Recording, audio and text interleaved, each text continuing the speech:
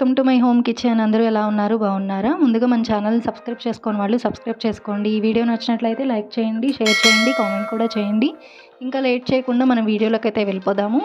ఈరోజు మన హోమ్ కిచెన్లో ఎగ్స్తో స్టీమ్డ్ ఎగ్ ఫ్రై ఎలా ప్రిపేర్ చేసుకోవాలనేది నేను ఈ వీడియోలో చూపిస్తున్నాను. మనం రెగ్యులర్గా ఎగ్స్తో ఎగ్ బుర్జీ చేసుకుంటాము, లేదా ఎగ్స్తో పులుసు కర్రీ ప్రిపేర్ చేసుకుంటూ ఉంటాం కదా. ఈరోజు కొంచెం డిఫరెంట్గా మీకు కర్రీ ఎలా ప్రిపేర్ చేసుకోవాలనేది నేను ఈ వీడియోలో చూపిస్తాను. ఇది మనం రోటీలో కానీ, లేదంటే పుల్కాలో కానీ, లేకపోతే రైస్లో కానీ చాలా బాగుంటుంది. టేస్ట్ అయితే చాలా అంటే చాలా బాగుంటుందండి. ఇది పేరుకి మనం ఎగ్స్తో చేస్తాము, టేస్ట్ అయితే మనం లివర్ ఫ్రై చేసుకుంటాం కదా, యాజ్ టీజ్గా అలానే ఉంటుంది. అసలు ఎగ్తో చేసాము అంటే మనం చెప్పే వరకు ఎవరు నమ్మను కూడా నమ్మరు. టేస్ట్ అయితే చాలా బాగుంటుంది. మీరు కూడా ఈ విధంగా ఒకసారి ట్రై చేసి చూడండి, ఓకేనా? ఇప్పుడైతే ప్రాసెస్లోకి వెళ్ళిపోదాము. ముందుగా దీనికోసం ఒక బౌల్ తీసుకుని ఇందులో ఒక 3 or 4 ఎగ్స్ని తీసుకుని బ్రేక్ చేసుకుని గిన్నెలో వేసుకోవాలి. మీకు ఎన్నైతే ఎగ్స్ కావాలో అన్ని ఎగ్స్ని తీసుకోండి. నేనైతే ఒక 3 తీసుకున్నాను. ఇప్పుడు ఇందులో ఒక 1/2 టీ స్పూన్ వరకు పసుపు, అలాగే ఒక 1/2 టీ స్పూన్ కారం, అలాగే ఒక 1/2 టీ స్పూన్ వరకు సాల్ట్ని వేసుకుని ఈ మొత్తాన్ని బాగా బీట్ చేసుకోవాలి. ఇది బాగా బీట్ చేసుకుంటే బాగా స్టీమ్ అవుతుంది. ఇలా బాగా బీట్ చేసుకోండి. తర్వాత ఇందులో ఒక టేబుల్ స్పూన్ వరకు ఆయిల్ని వేసి మరి ఒకసారి బీట్ చేసుకోండి. అట్లీస్ట్ ఒక 2 minutes అయినా బీట్ చేసుకోండి.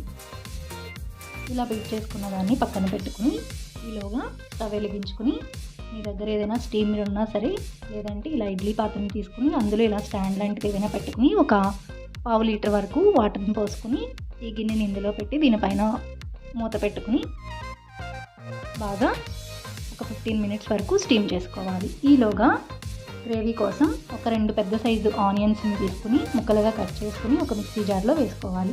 తర్వాత ఒక టేబుల్ స్పూన్ వరకు ధనియాలు, 1 ఇంచ్ అల్లం ముక్క, ఒక 7-8 వెల్లుల్లి, అలాగే ఒక చిన్న లవంగం, 1 ఇంచ్ వరకు చెక్క, 4-5 జీడిపప్పుల్ని ఈ మొత్తాన్ని ఈ మిక్సీ జార్లో వేసుకుని బాగా ఫైన్గా పేస్ట్ చేసుకోవాలి.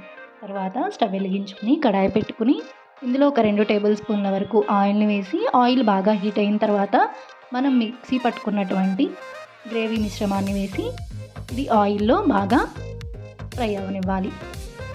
ఈ మిశ్రమం అనేది మసాలా అనేది బాగా ఫ్రై అయితే మంచి టేస్ట్ అయితే వస్తుంది.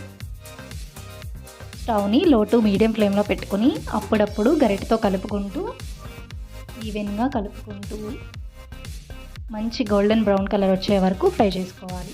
నేను వీడియోలో చూపిస్తున్నాను కదా, మధ్య మధ్యలో కలుపుకుంటూ ఈవెన్గా ఫ్రై చేసుకోవాలి. తర్వాత ఇందులో ఒక 1/2 టీ స్పూన్ వరకు సాల్ట్ని యాడ్ చేసుకుని, అలాగే ఒక 1/2 టీ స్పూన్ వరకు పసుపుని యాడ్ చేసుకుని ఈ మిశ్రమాన్ని మరొకసారి గరిటెతో కలుపుకోవాలి. ఈ ఆనియన్స్లో ఉండే పచ్చివాసన మొత్తం పోయే వరకు మంచి గోల్డెన్ బ్రౌన్ కలర్ వచ్చే వరకు ఫ్రై చేసుకోవాలి. లేదంటే ఆనియన్స్ సరిగ్గా ఫ్రై అవ్వకపోతే కర్రీ అనేది స్వీట్నెస్ వచ్చేస్తుంది, టేస్ట్ అయితే బాగోదు.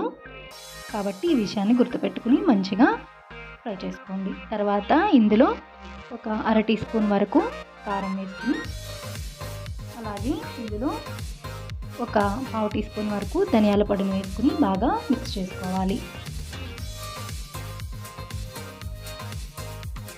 తర్వాత ఇందులో ఒక పచ్చిమిర్చిని చిన్నగా కట్ చేసుకుని వేసుకోవాలి. ఈలోగా మనం ఒకసారి ఎగ్స్ని ఓపెన్ చేసి చూసుకుందాము. 15 minutes తర్వాత చూపిస్తున్నానండి. ఇదైతే ఆల్మోస్ట్ కుక్ అయిపోయింది. నేను చూపిస్తున్నాను కదా, దానికి ఏమీ అంటట్లేదు. ఇది బయటకు తీసుకుపెట్టుకుని ఒక 10 minutes బాగా చల్లారిన తర్వాత గిన్నెని బౌర్లించి పెడితే ఇలా వచ్చేస్తుంది. చూసారా, పర్ఫెక్ట్గా కుక్ అయిపోయింది కదా. ఇది స్టీమ్ ద్వారా చేసుకుంటున్నాం కాబట్టి ఈవెన్గా కుక్ అయిపోయింది, ఎక్కడ పచ్చిదనం అనేది లేదు. దీన్ని చిన్న చిన్న పీసెస్ లాగా కట్ చేసుకోవాలి. చూసారా, చూస్తుంటే అచ్చం కేక్ లాగా ఉంది కదా. టేస్ట్ అయితే చాలా బాగుంటుంది. వీటిని చిన్న చిన్న పీసెస్ లాగా కట్ చేసుకోవాలి.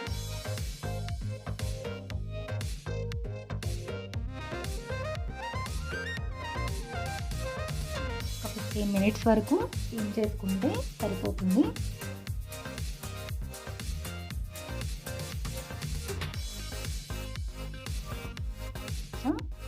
లివర్ పీసెస్ లాగా కనిపిస్తున్నాయి కదా, చూడడానికి కూడా.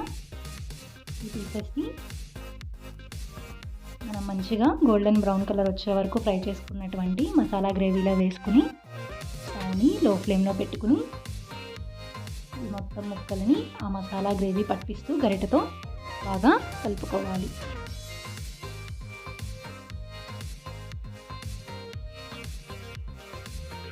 మసాలా అనేది మంచిగా ఫ్రై అయ్యి చాలా మంచి స్మెల్ అయితే వస్తుంది. ఈవెన్గా ముక్కలకంతా ఈ మసాలా పట్టేలాగా కలుపుకొని ఇప్పుడు ఇందులోనే సన్నగా తరుగుకున్నటువంటి కొత్తిమీర, అలాగే కరివేపాకు 2 రెమ్మలు, అలాగే పుదీనా ఒక 7-8 ఆకులు చిన్న చిన్న పీసెస్గా కట్ చేసుకుని ఈ టైంలోనే ఇలా ఫ్రై అవుతూ ఉన్నప్పుడే వేసేసి ఈ పుదీనా, కొత్తిమీర, కరివేపాకులో ఉండే ఫ్లేవర్స్ అన్నీ ఈ పీసెస్కి అబ్జర్వ్ చేసుకుంటుంది. ఇప్పుడు మూత పెట్టుకుని ఒక 10 మినిట్స్ వరకు ఫ్రై చేసుకోండి.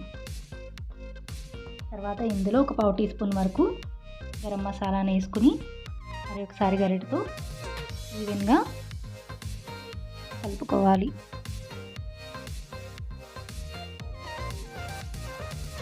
ఫైనల్గా స్టవ్ ఆఫ్ చేసుకుని ఒక నిమ్మ చెక్కని తీసుకుని రసంని పిండుకుని ఒకసారి మళ్ళీ కలుపుకోవాలి. ఇలా లెమన్ వేయడం వల్ల టేస్ట్ అయితే చాలా అంటే చాలా బాగుంటుంది. మీరు కూడా ఈ విధంగా ఒకసారి ట్రై చేసి చూడండి.